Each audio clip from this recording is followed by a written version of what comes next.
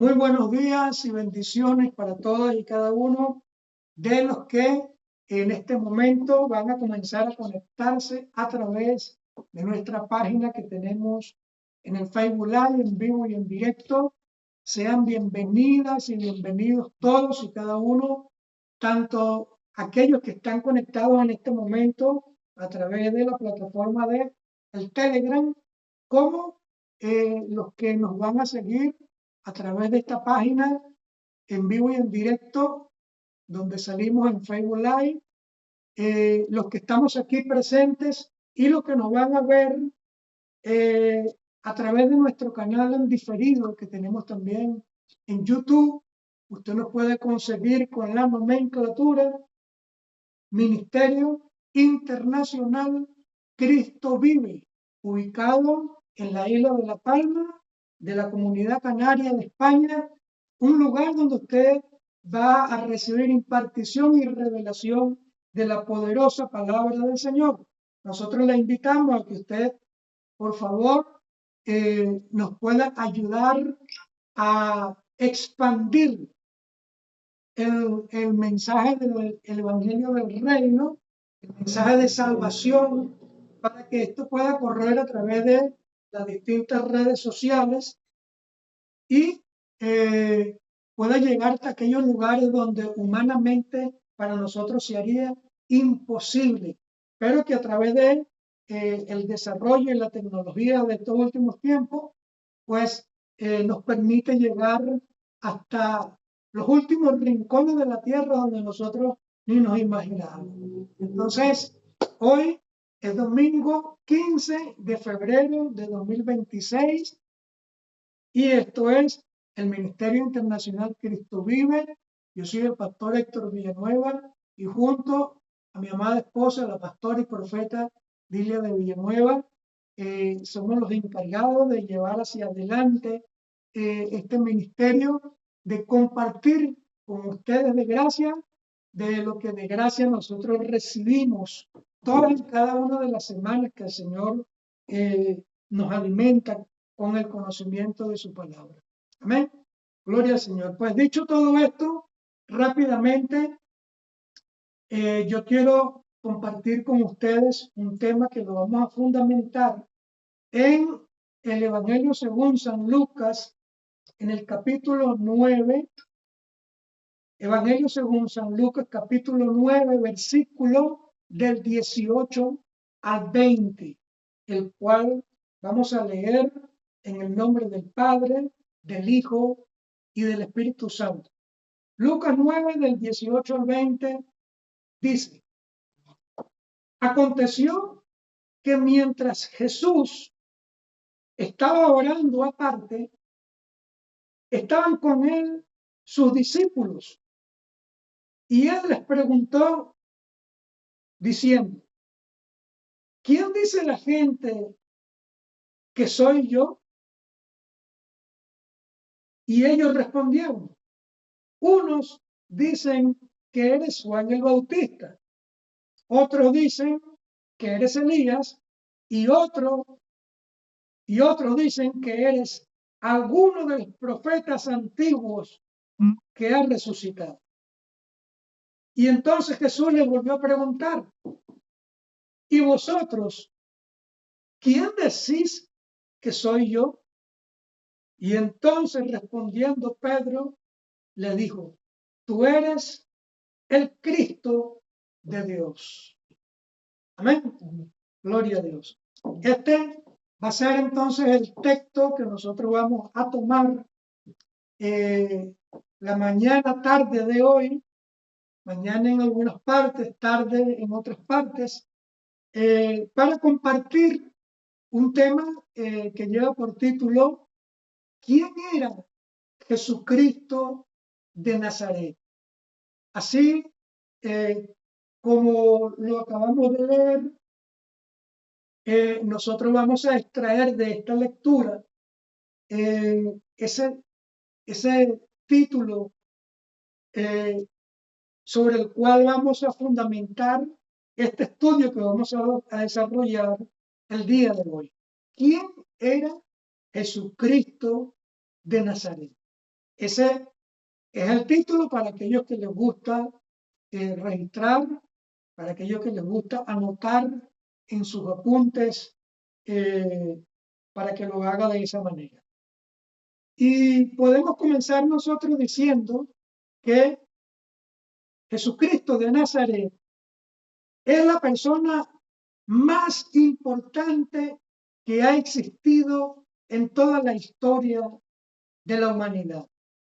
Y lo más importante de todo esto es que los 66 libros de la Biblia que representan la palabra de Dios dan testimonio de él, de Jesucristo de Nazaret.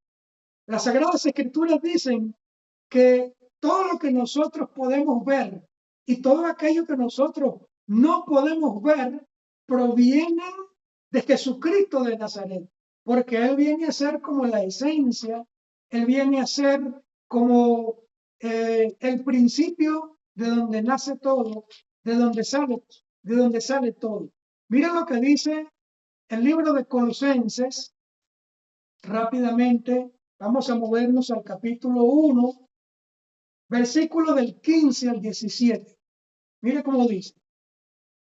Hablando, inspirado por el Espíritu Santo, el apóstol Pablo, quien escribió esta carta, en el versículo 15, refiriéndose a Jesús, dice, Él, Jesús, es la imagen del Dios invisible, el primogénito de toda la creación, porque en Él, es decir, en Jesús, fueron creadas todas las cosas, las que hay en los cielos y en la tierra, sean visibles e invisibles, sean tronos, sean dominios, sean principados, sean potestades, todo fue creado por medio de Él y para Él. Y Él es antes de todas las cosas, y todas las cosas en Él subsisten. ¿Ve?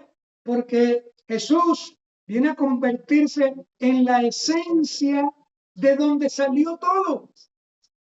Todo proviene, como lo acabamos de leer, de Jesucristo de Nazaret. Antes de que todas las cosas fueran creadas, el cosmos, la luna, el cielo, el espacio, la tierra, Él fue antes y Él estaba antes y todo provino de Él. Y comienza diciendo el apóstol Pablo que Él es la imagen del Dios invisible. Amén.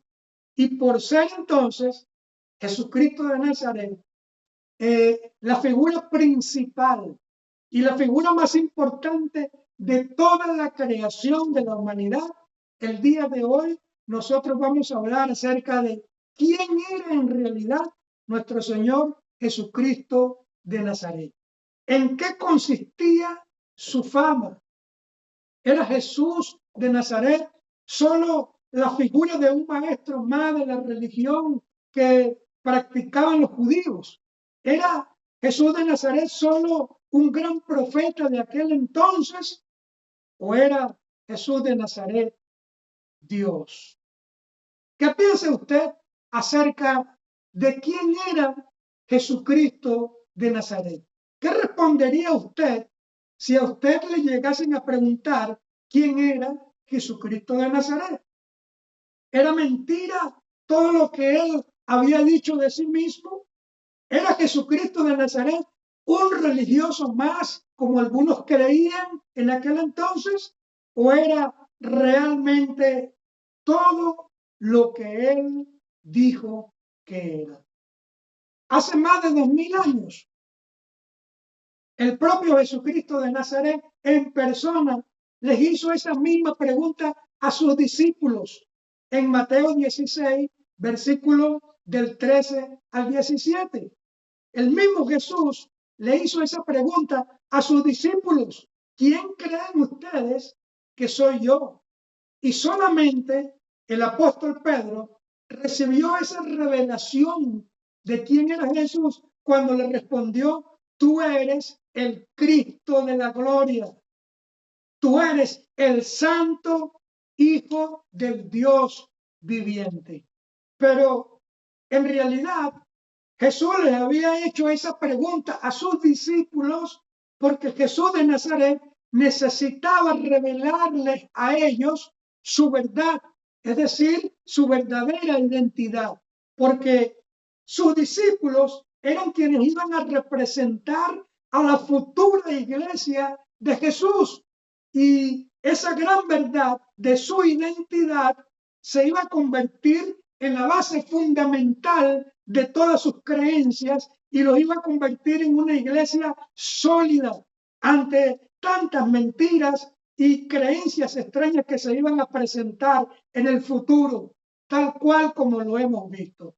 Así como también tiene que suceder en su vida cuando usted descubra esta gran verdad acerca de quién era Jesucristo de Nazaret.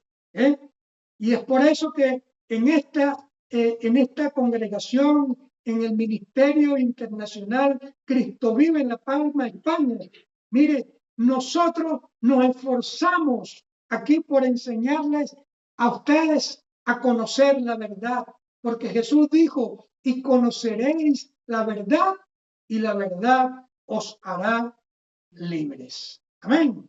Gloria a Dios.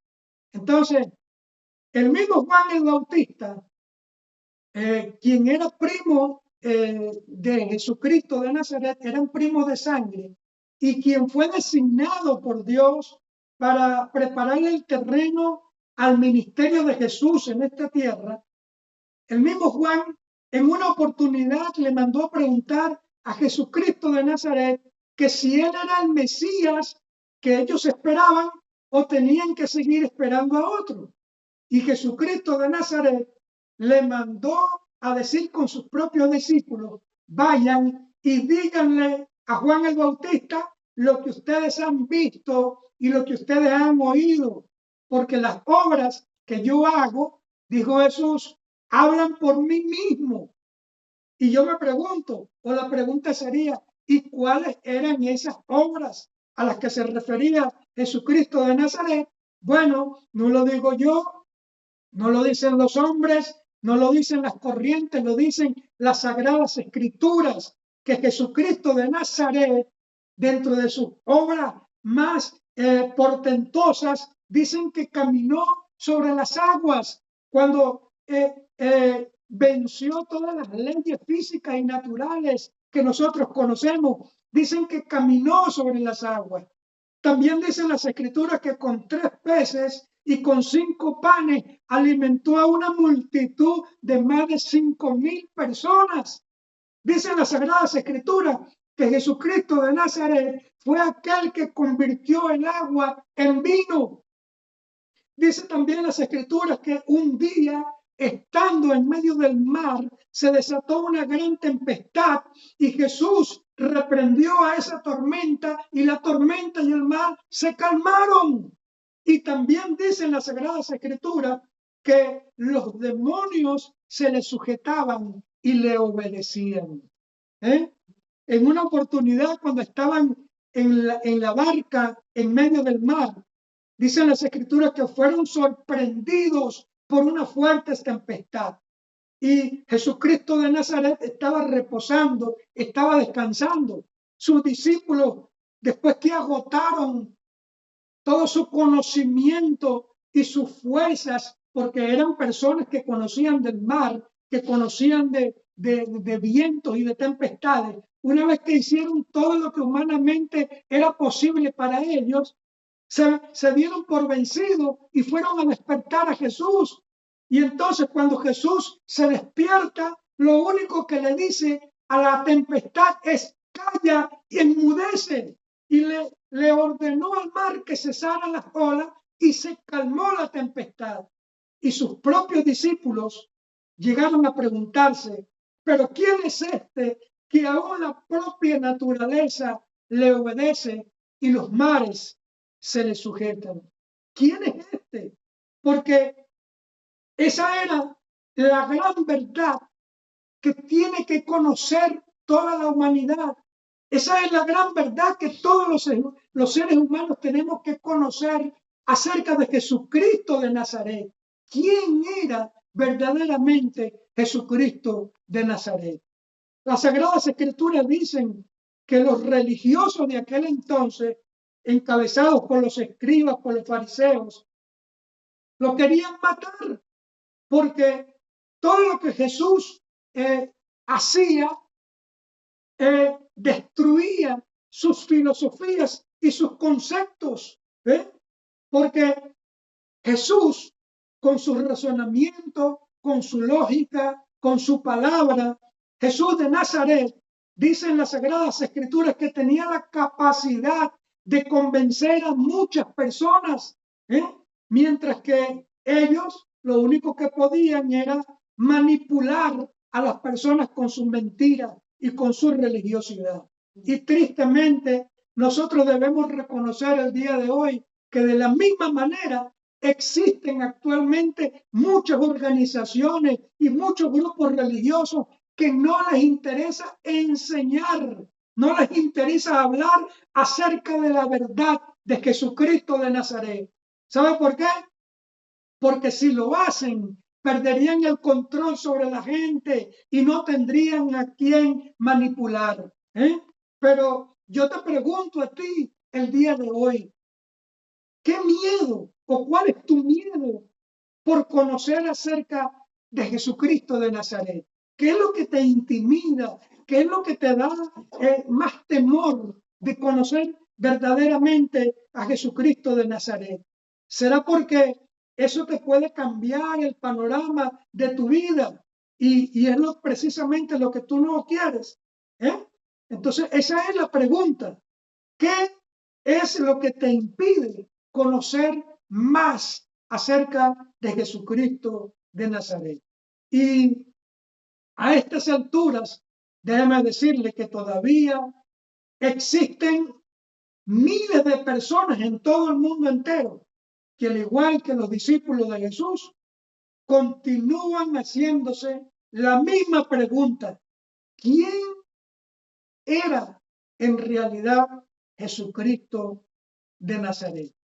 Y por eso, el día de hoy nosotros queremos despejar toda duda, queremos despejar todo tipo de incógnitas para que no continúes confundido y conozcas la verdadera supremacía de Jesucristo de Nazaret y seas verdaderamente libres de la mentira y de la falsedad que el mundo habla acerca de él. Y quiero comenzar en primer lugar diciéndote que las Sagradas Escrituras dicen que 700 años antes de que Jesucristo de Nazaret naciera y viniera a este mundo, los profetas y los hombres de Dios en la antigüedad ya habían profetizado acerca de su venida, ya hablaban acerca de la aparición del Mesías, acerca de Jesucristo de Nazaret. Y yo le quiero invitar a leer lo que dice el libro de Miqueas en el Antiguo Testamento. Vámonos rápidamente al libro de Miqueas y vamos a leer en el capítulo 5, versículo 2. Mire cómo 700 años antes de que Jesucristo de Nazaret apareciera en el escenario terrenal, ya estas personas hablaban del nacimiento de Jesús y ya estaba profetizada su venida.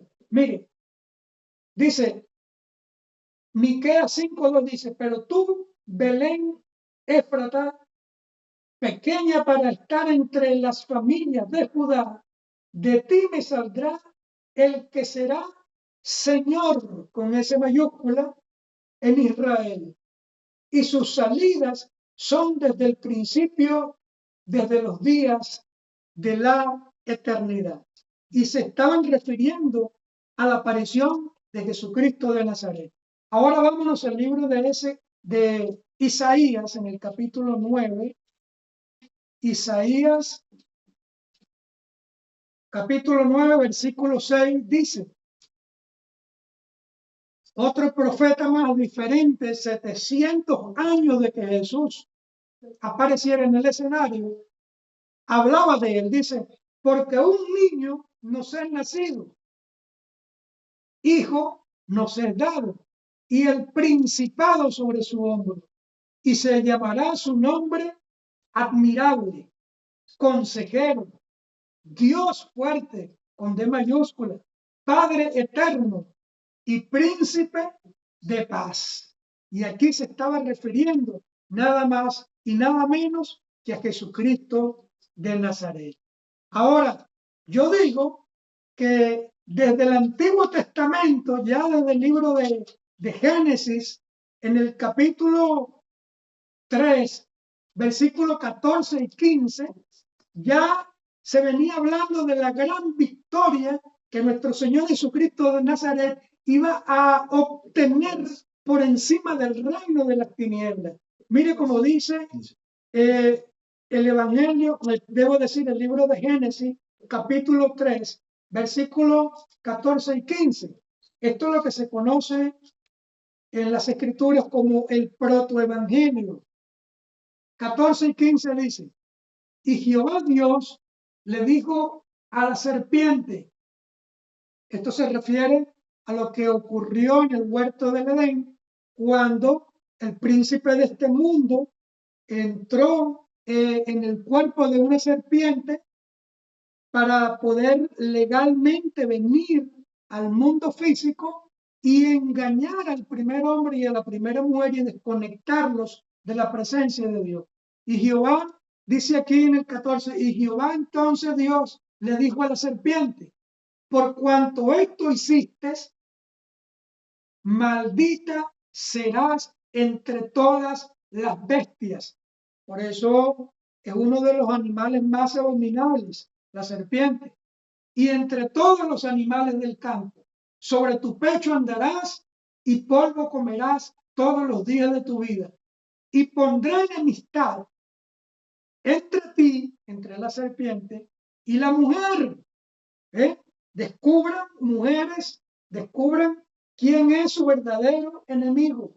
Aquí las escrituras lo dicen y Pablo también lo decía. Tu lucha no es contra carne ni sangre, sino contra principados, contra potestades, contra huestes espirituales de maldad. Entonces, aquí dice, y pondré enemistad entre ti, entre la serpiente y la mujer. Y por eso Satanás odia tanto a la mujer, porque él sabía que de una mujer iba a venir su peor pesadilla, la destrucción de su reino, como lo era Jesucristo de Nazaret.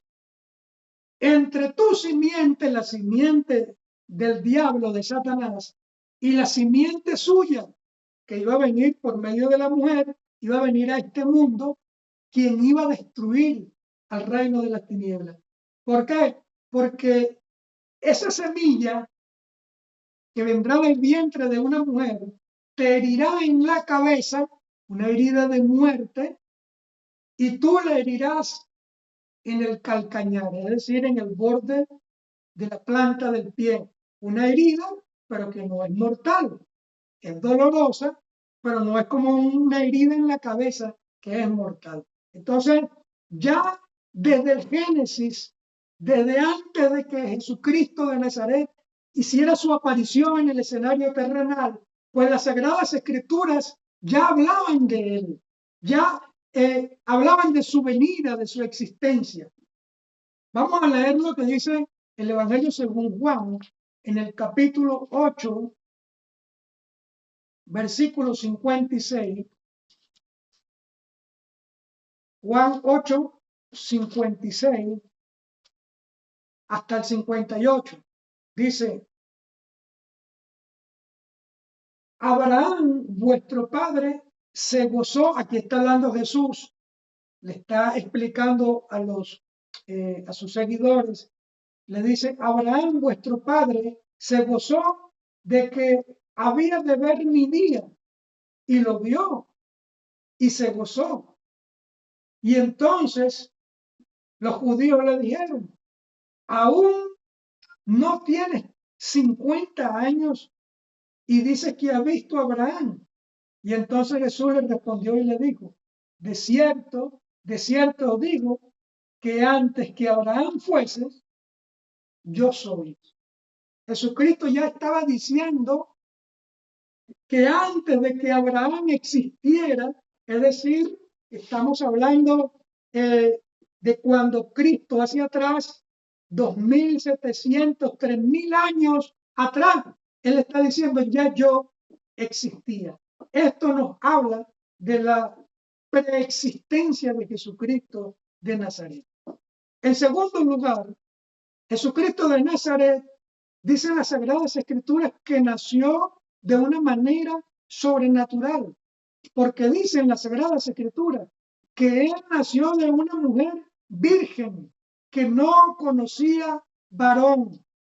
Y cuando el prometido de María, que era José, se enteró de que estaba embarazada, entonces pensó abandonarla secretamente para no perjudicarla, porque él sabía que él no había tocado esa mujer.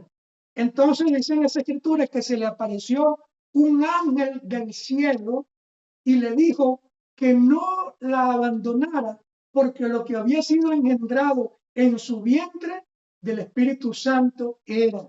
Y además le dijo que ese ser iba a salvar a toda la humanidad. Y eso lo podemos conseguir en lo que dice el Evangelio según Mateo, en el capítulo 1.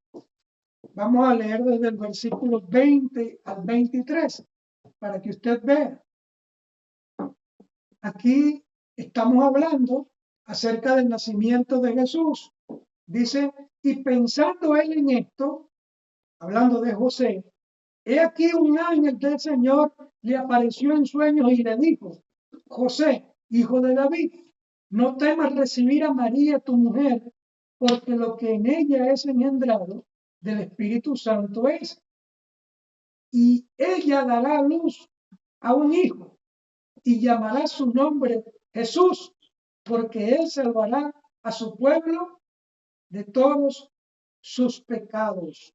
Y dice más adelante en el 23, dice, he aquí que una virgen concebirá y dará a luz un hijo y llamará su nombre Emmanuel, que traducido es Dios con nosotros. Entonces ya usted ve cómo fue de una manera sobrenatural, porque tenía que ser de esa manera, pues no podía venir Jesús a este mundo producto del contacto sexual entre un hombre y una mujer, porque les iba a transferir el germen del pecado a ese nuevo ser. Y quien viniese a pagar el precio por toda la humanidad tenía que ser un hombre de carne y hueso, como el primer hombre que el príncipe de este mundo engañó allá en el huerto del Edén, que Dios había hecho perfecto, porque Dios cuando hizo a Adán no lo hizo con ningún tipo de fallas, lo hizo perfecto. Entonces, quien engañó al primer hombre en el huerto del Edén, ¿verdad?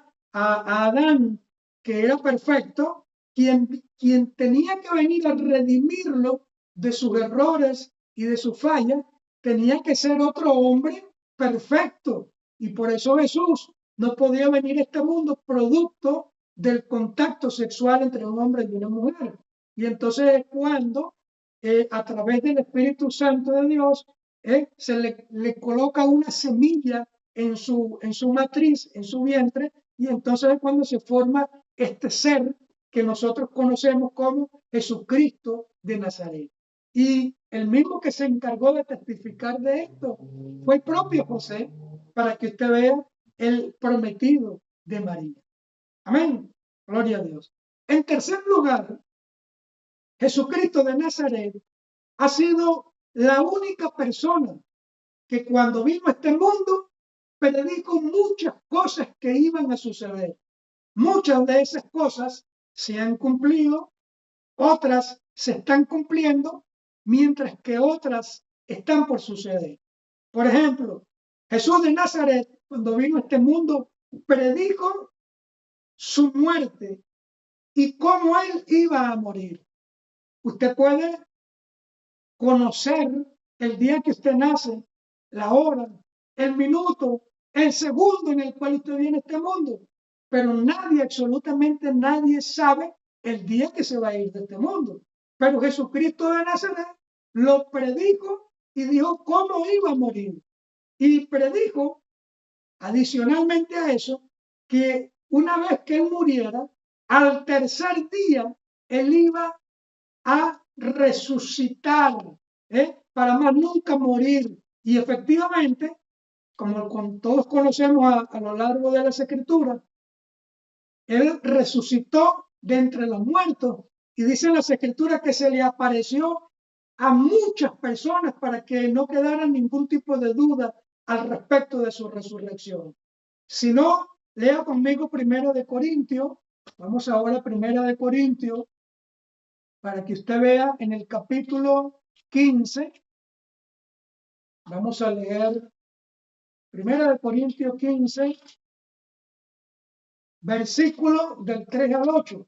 Mira cómo dice. Está aquí Pablo hablando de la resurrección de Cristo y dice, porque primeramente os he enseñado lo que asimismo recibí, que Cristo murió por nuestros pecados conforme a las Escrituras, y que fue sepultado y que resucitó al tercer día conforme a las Escrituras, y que se le apareció a Cefas, que era Pedro, el apóstol Pedro, y después a los 12, al resto de los otros discípulos.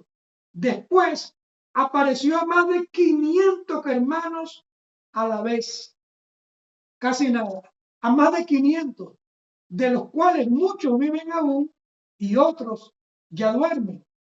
Y después se le apareció a Jacobo, después a todos los apóstoles, y al último de todos, como a un abortivo, se me apareció a mí, dice el apóstol Pablo. Entonces, para que no quedara ningún tipo de duda acerca de su resurrección de entre los muertos, se le fue apareciendo personas y a personas y a personas. Bueno, a más de 500 personas se les apareció, por lo que acabamos de leer aquí, ¿verdad? Y dice las Escrituras que la tradición de aquel entonces decían que el testimonio de 2 o más personas eran fidedignos para corroborar una verdad. Y más de 500 aquí testificaron que sí habían visto a Jesucristo de Nazaret resucitado. Pero además de eso, Jesús también predijo que en un tiempo futuro él iba a descender del cielo hasta las nubes para buscar a su novia, la iglesia, y esto es lo que nosotros conocemos como el arrebatamiento de la iglesia. Y esto lo podemos ver en Primera de Tesalonicenses, un poquito más adelante, Primera de Tesalonicenses, capítulo 4, versículos 16 y 17. Mire cómo dice. Porque el Señor mismo, con voz de mando, con voz de arcángel y con trompeta de Dios, descenderá del cielo. Y los muertos en Cristo resucitarán primero. Luego, nosotros los que vivimos, ¿ve? Que no vamos a conocer muerte, sino que vamos a recibir una transformación. Dicen los que hayamos quedado, seremos arrebatados juntamente con ellos en las nubes para recibir al Señor en el aire, y así estaremos siempre con el Señor en el reino de los cielos. Y esto es lo que actualmente la iglesia de Jesucristo está esperando en el mundo entero, el arrebatamiento de la iglesia. Un acontecimiento que sucederá y que va a causar conmoción y revuelo en todo el mundo entero. Entonces, posteriormente a ese acontecimiento llamado el arrebatamiento de la iglesia, Jesucristo de Nazaret también profetizó que él iba a venir por segunda vez a esta tierra y que pondría sus pies en el monte de los olivos para culminar los 21 juicios que se van a desatar durante la gran tribulación y las cosas que están sucediendo a nuestro alrededor nos están diciendo de que esos tiempos se están acercando, de que estamos viviendo señales inequívocas que nos indican que el tiempo está cerca, de que eso también sucederá. Pero, como ya les dije, pues la iglesia no estará aquí sobre la tierra porque sucederá el acontecimiento del arrebatamiento, donde el Señor se llevará a su iglesia para que no atraviese por ese periodo de gran tribulación. Entonces, todo esto fue lo que predijo Jesucristo de Nazaret, cosas que se cumplieron, que se están cumpliendo y que se van a cumplir. En cuarto lugar, también podemos decir que ninguna otra persona en este mundo ha sido capaz de realizar todas las obras poderosas y maravillosas que solamente nuestro Señor Jesucristo de Nazaret ha sido capaz de hacer.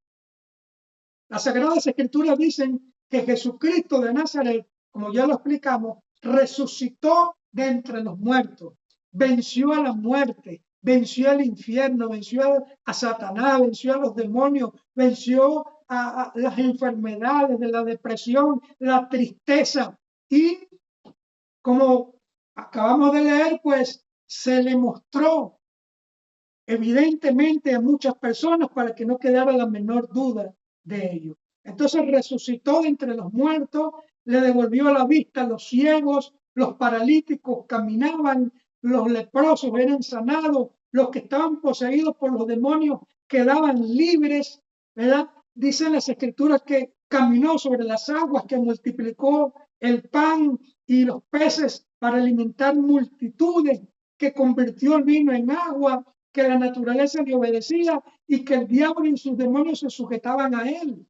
Y cuando murió, dicen las escrituras, que resucitó tal cual como lo había profetizado.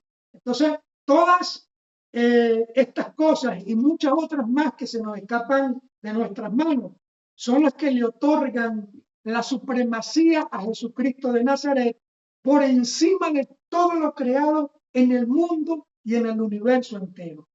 Y por eso muchos personajes de la historia de la humanidad, cuando se refirieron a Jesucristo de Nazaret, decían que Jesucristo de Nazaret era de otro nivel, que estaba por encima de lo que nosotros conocemos en la humanidad. Y en quinto lugar, quiero ir concluyendo con esto, Jesucristo de Nazaret ha sido el único ser en este mundo, escúcheme bien, que se comparó y se hizo igual a Dios. Porque él mismo lo dijo en Juan 17:20. Vamos a leerlo en Juan 17:20. Jesús mismo dijo del 20 al 22,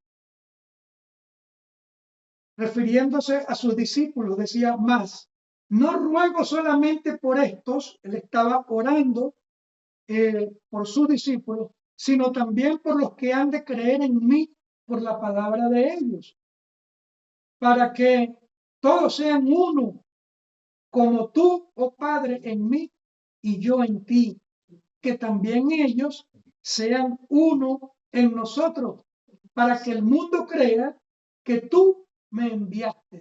La gloria que me diste, yo les he dado, para que sean uno, así como nosotros somos uno. ¿Ve?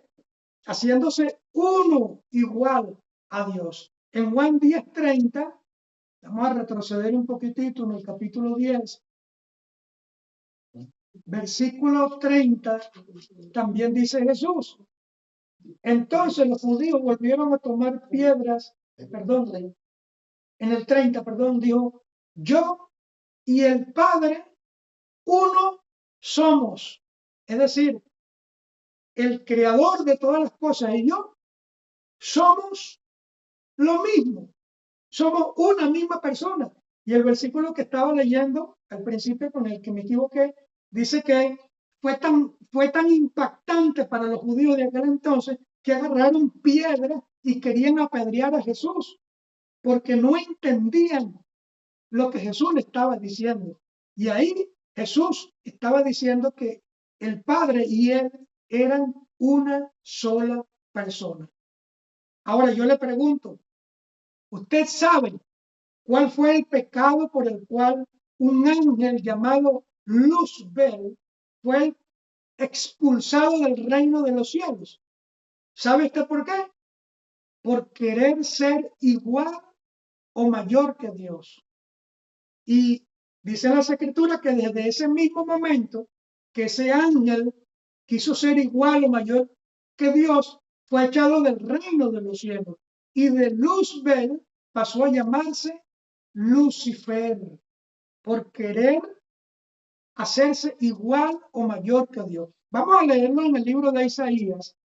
Esto es interesante que todos conozcamos esto. Isaías capítulo 14. Mire cómo dice del versículo 12 al 14. Isaías 14, del 12 al 14, dice: ¿Cómo caíste del cielo, oh lucero, hijo de la mañana? Refiriéndose a Luzbel, ángel de luz. Cortado fuiste por tierra, tú que debilitabas a las naciones. Tú que decías en tu corazón, mira lo que decía: subiré al cielo, en lo alto, junto a las estrellas de Dios, levantaré mi trono y en el monte del testimonio me sentaré a los lados del norte. Sobre las alturas de las nubes subiré y seré semejante al Altísimo. Y en Ezequiel, vamos al libro de Ezequiel, capítulo 28. Mire cómo las escrituras mismas nos dan luces respecto a todas estas cosas. Ezequiel 28, del 14 al 16, refiriéndose al mismo ser, al mismo acontecimiento, pero ahora en otro tiempo y con otro profeta, porque aquel era Isaías, este es Ezequiel. Mire lo que dice: tú, querubín grande, protector, yo te puse en el santo monte de Dios. Allí estuviste, en medio de las piedras de fuego, te paseabas. Perfecto eras en todos tus caminos, desde el día que fuiste creado hasta que se halló en ti maldad. Y a causa de la multitud de tus contrataciones, fuiste lleno de iniquidad y pecaste, por lo que yo te eché del monte de Dios y te arrojé de entre las piedras de fuego, oh querubín protector. Entonces, aquí la pregunta es, ¿por qué si Jesucristo de Nazaret se igualó a Dios, porque a Jesús no le ocurrió nada? ¿Por qué no le sucedió nada? Porque Dios en el libro de Éxodo, en el capítulo 20, mire cómo dice, vámonos a Éxodo 20, en el capítulo 20, versículo del 3 al 5, mire, dice: no tendrás dioses ajenos delante de mí, no te harás imagen ni ninguna semejanza de lo que está arriba en el cielo, ni abajo en la tierra, ni en las aguas debajo de la tierra. No te inclinarás a ellas ni las honrarás, porque yo soy Jehová tu Dios fuerte y celoso. Subrayelo, que visita la maldad de los padres sobre los hijos hasta la tercera y cuarta generación de los que me aborrecen. Y también dice, aparte de que aquí dice en este tercer mandamiento, en el primero, que él es celoso, en Isaías 42, vámonos a Isaías 42, 8. Otra vez al libro del profeta Isaías 42, 8. Mire cómo dice: yo Jehová, este es mi nombre, y a otro no daré mi gloria ni mi alabanza a esculturas. Entonces, ¿Por qué si Dios dice que es celoso y que Él no comparte su gloria con nadie? ¿Por qué cuando Luzbel quiso ser igual o mayor que Dios, fue cortado, fue desheredado, fue echado del reino de los cielos? Y allí fue donde ese ángel llamado Luzbel pasó a llamarse Lucifer, que es el príncipe de este mundo. ¿Por qué entonces si Jesús se hizo igual a Dios, por qué a él no le sucedió nada?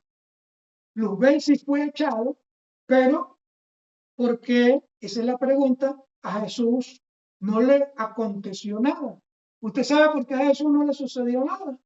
Porque Jesucristo de Nazaret es Dios hecho carne. Dios en la figura de un hombre llamado Jesucristo de Nazaret. Era Dios entre los hombres. Y por eso fue que Jesús de Nazaret sacrificó y puso su vida a favor de toda la humanidad para que todo aquel que en él creyera no se perdiera, sino que tuviese vida eterna. Y por eso fue que Jesús dijo que nadie podía entrar al reino de los cielos si no era por medio de él. Y esto lo hizo única y exclusivamente por amor a la humanidad, por amor a los seres humanos. Y yo sé que muchos se estarán preguntando, pero si Jesús de Nazaret era Dios, ¿por qué él mismo habló del Padre? ¿Sabe por qué?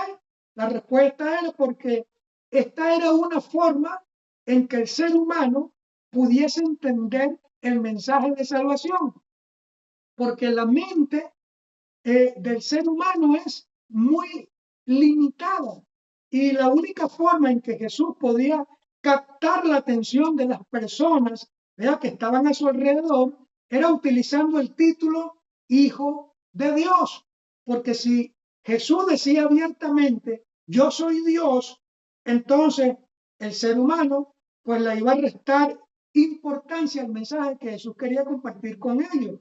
Y lo que iban a decir ahora, que lo vimos chiquitico caminando por allí, que tiene 30 años, ahora está diciendo que es Dios. Y le iban a restar importancia a su mensaje. Entonces él dijo, voy a utilizar un título que les llame la atención. No voy a decir que soy Dios, pero voy a decir, soy el Hijo de Dios. ¿Eh? Y fue una manera que él utilizó para manifestarse y venir y entregarnos un mensaje o un plan de salvación para que salgamos de la condición del pecado en el que estábamos y consiguiésemos ese perdón de pecado y pudiésemos tener entrada al reino de los cielos a través de Jesucristo de Nazaret. Amén. Para ir concluyendo, yo te voy a revelar 3 áreas en las que Jesucristo de Nazaret, sin decir que era Dios, se identificó como Dios, sin él decirlo. Número 1, en primer lugar, Jesucristo de Nazaret recibió adoración. Vaya conmigo a Mateo capítulo 2, versículo 11, para que usted vea. Mateo capítulo 2, versículo 11, dice, y al entrar en la casa, se está refiriendo a los magos que venían del oriente, vieron al niño con su madre María y postrándose, lo adoraron. Y abriendo sus tesoros le ofrecieron presentes, oro, incienso y mirra. Entonces, yo lo quiero llevar para que usted vea cómo apenas está naciendo, está viniendo al mundo y ya estaba recibiendo adoración. Y acabamos de leer en Éxodo 20, del 3 al 5, que Dios en el primer mandamiento dice que no tengamos imagen, ni figura, ni semejanza de lo que está arriba en el cielo, ni en la tierra, ni debajo de la tierra. Y dice, ni te postrarás, ni los honrarás, porque yo soy Jehová tu Dios, fuerte y celoso. ¿Ves? Pero aquí estamos viendo que Jesús nace y apenas nace, ya se están postrando delante de él y lo están adorando. Ese era un área donde él se estaba identificando como Dios. Ahora, en Mateo 14, 33, más adelante, vamos a ir viendo cómo ya él está adulto y ya no es un niño. Ahora sí él podía decirle a las personas, epa, no me adoren, no se postren delante de mí. Sin embargo, no lo hizo. Mateo 14:33, mire cómo dice. Entonces los que estaban en la barca, eso fue cuando él reprendió aquella tempestad y se calmó el viento, se calmó el mar, se calmó la tempestad. Y entonces vinieron y le adoraron, dice aquí, diciendo, verdaderamente eres el Hijo de Dios. El título que él mismo se había puesto. Pero ya aquí está adulto y aquí las personas se postraban y adoraban a Jesús. Si él no era Dios, él podía decirle, epa, levántate, no me adoren a mí, adoren a Dios, como sucedió con Juan cuando recibió la revelación del libro de Apocalipsis. Dice que se postró delante de un ángel y entonces ese ángel lo levantó y le dijo, epa, yo no soy Dios, levántate, solamente delante de Dios te debes postrar y adorar. ¿Ve? Y en Lucas 7:37 tenemos otro acontecimiento donde Jesús también recibió adoración. Ya ustedes lo van a ver, el de aquella mujer. Lucas 7 del 37 al 38 dice, entonces una mujer de la ciudad que era pecadora, al saber que Jesús estaba a la mesa en casa del fariseo, trajo un frasco de alabastro con perfume y estando detrás de él a sus pies, llorando, comenzó a regar con lágrimas sus pies, se tiró a sus pies y los enjugaba con sus cabellos y besaba sus pies y los ungía con perfume. Entonces, aquí también vemos a esta mujer tirándose en los pies de Jesús, adorándolo, besándole los pies, pero no vemos a Jesús diciéndole, epa, levántate que yo no soy Dios, sino que lo vemos ahí tranquilo, pasivo, sin decir nada.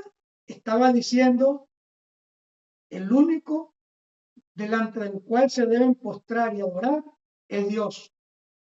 Y he aquí Dios con ustedes. Estaba diciendo, yo soy Dios. En segundo lugar, Jesucristo de Nazaret perdonó pecados. Y vamos a leer lo que dice el Evangelio según Marcos, capítulo 2. Mire lo que aconteció aquí. Marcos, capítulo 2, versículo del 5 al 15. Vamos a leerlo. Al ver Jesús la fe de ellos, le dijo al paralítico, un hombre que estaba paralítico, hijo, tus pecados te son perdonados. Y estaban allí sentados algunos de los escribas, los cuales cavilaban, es decir, pensaban en sus corazones, en sus mentes y en sus corazones, ¿por qué habla este así? Blasfemia dice, porque ¿quién puede perdonar pecados sino solamente Dios? Y conociendo luego Jesús en su espíritu que cavilaban de esa manera dentro de sí mismo, les dijo, ¿por qué caviláis así en vuestros corazones? ¿Qué es más fácil decirle a este paralítico, tus pecados te son perdonados? O decirle, levántate, toma tu lecho y anda. Pues para que sepan que el Hijo del Hombre tiene potestad en la tierra para perdonar pecados, le dijo el paralítico, a ti te digo, levántate, toma tu lecho y vete a tu casa. Y entonces él se levantó enseguida y tomando su lecho salió de delante de todos, de manera que todos se asombraron y glorificaban a Dios diciendo, nunca hemos visto tal cosa. Al paralítico. Abiertamente, ellos sabían que el único que podía perdonar pecados en este mundo era Dios. El único.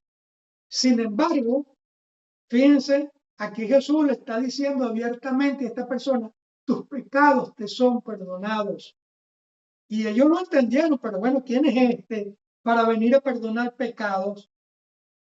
No entendían que delante de ellos estaba Dios hecho carne, Dios en persona. Ahora, vámonos al Evangelio según Juan, capítulo 8.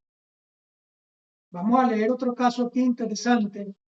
Juan 8, versículo del 10 al 11. Mire cómo dice. Aquí estamos hablando del caso de aquella mujer que fue conseguida en pleno adulterio, en el lecho del adulterio con otra persona que no era su esposo. ¿Verdad? El hombre escapó, agarraron a la mujer, se la trajeron a Jesucristo de Nazaret y le dijeron, hemos conseguido esta mujer en el acto del adulterio. La ley dice que tenemos que apedrearla y matarla. Y se la pusieron enfrente. Y Jesús dice que estaba encorvado escribiendo algo en el suelo y enderezándose Jesús y no viendo a nadie, sino a la mujer, le dijo, mujer, ¿dónde están los que te acusaban? Porque en los versículos anteriores, Jesús le dijo, entonces el que esté libre de pecado, que lance la primera piedra.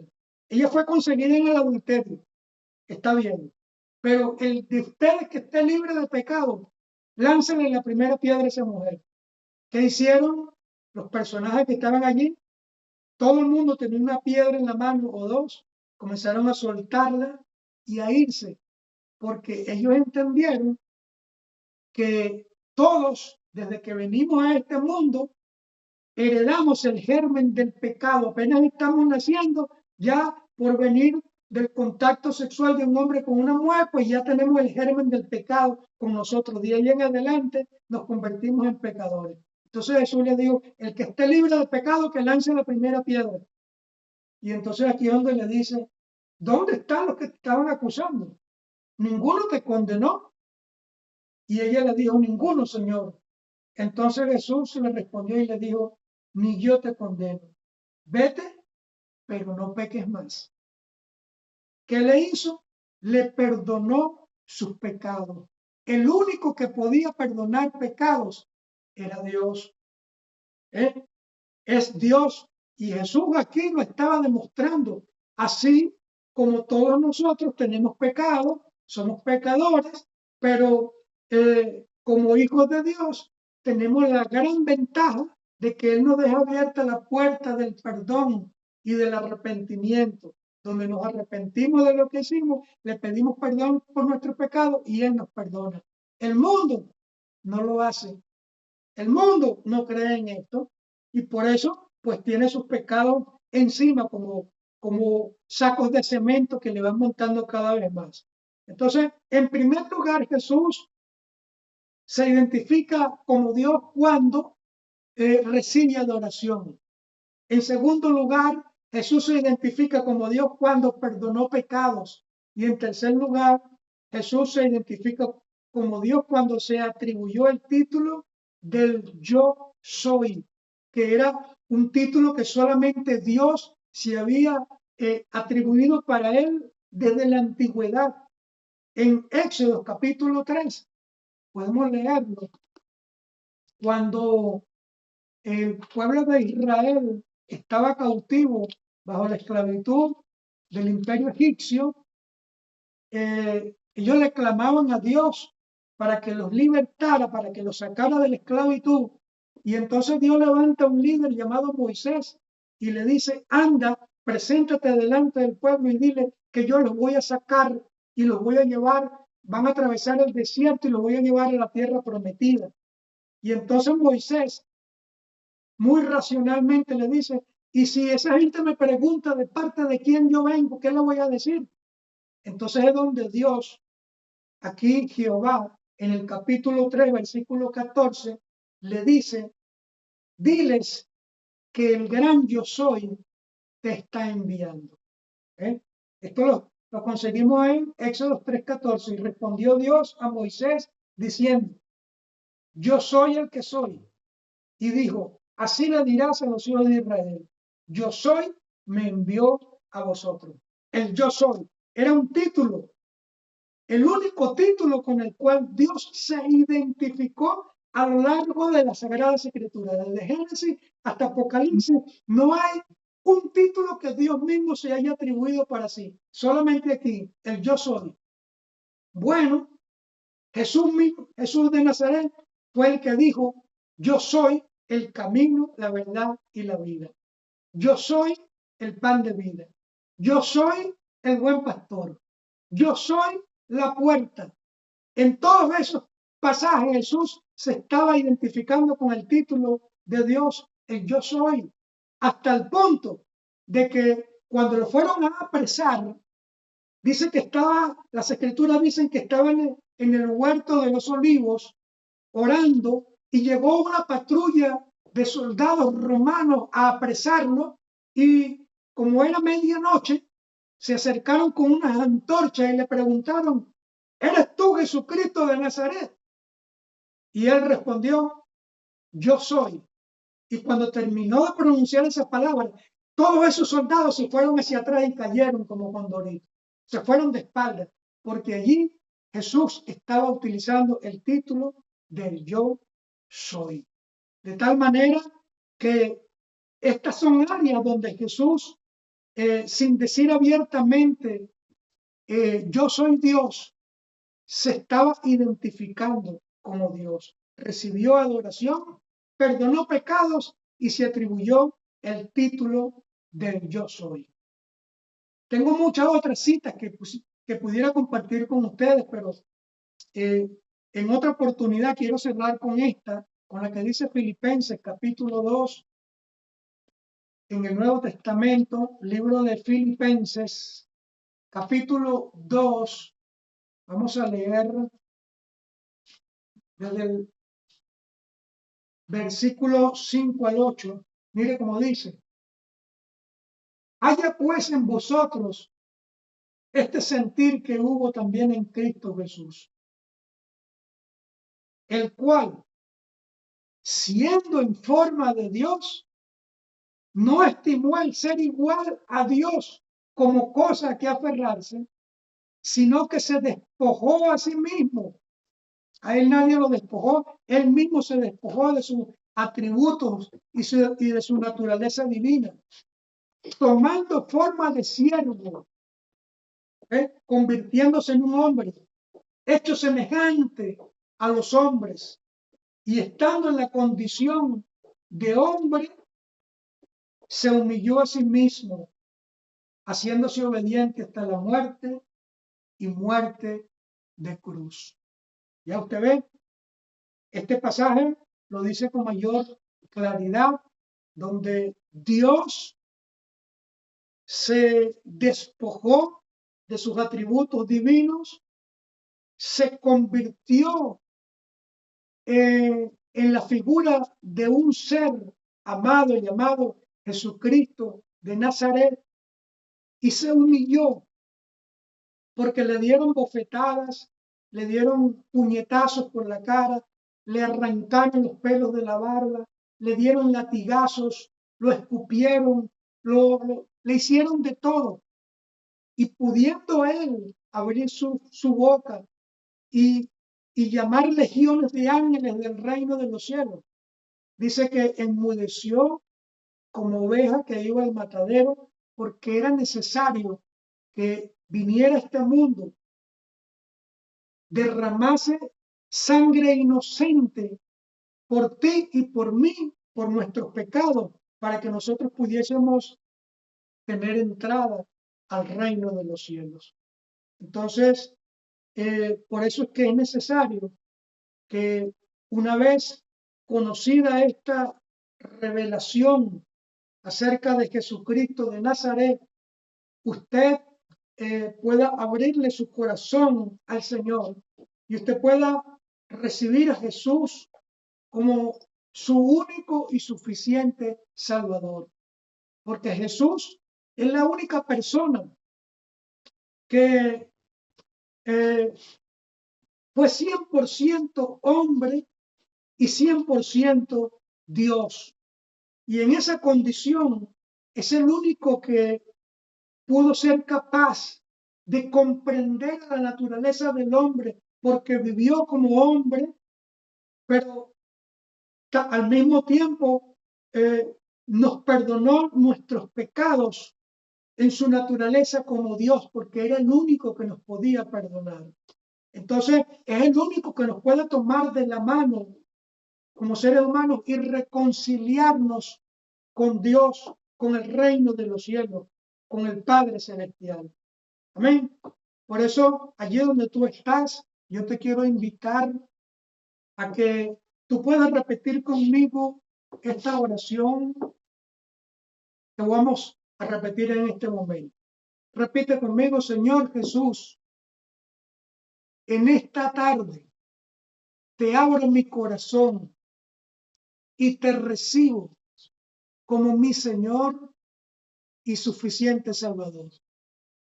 Hoy yo me arrepiento de todos mis pecados y de haber vivido toda una vida de espaldas a tus principios y a tu palabra. El día de hoy yo rompo con toda práctica de idolatría, de ocultismo, de malos patrones de conducta, y te pido que me tomes de la mano y me conduzcas por el camino de la justicia, de la verdad y de la vida eterna. Amén y amén. Si hiciste esta oración con sinceridad y transparencia de corazón, te felicitamos porque ahora te convertiste en un hijo o una hija de Dios. Y como tal, pues ahora tienes el privilegio de contar con el respaldo del Padre, del Hijo, del Espíritu Santo y de los ángeles del reino de los cielos. Ahora no estás solo en este mundo, ahora puedes contar con la ayuda, con el auxilio de nuestro Dios, para que todo lo que hagas, todo lo que vayas a emprender aquí en la tierra, te salga bien. Amén. De tal manera que si no tienes un lugar donde te puedas reunir, congregar, donde te puedan enseñar la revelación de la palabra del Señor, nosotros te invitamos todos los domingos a la 1:00 p.m, hora canaria, para que te conectes con nosotros por este mismo canal para la gloria del Señor. Bendiciones, Dios te bendiga, Dios te guarde.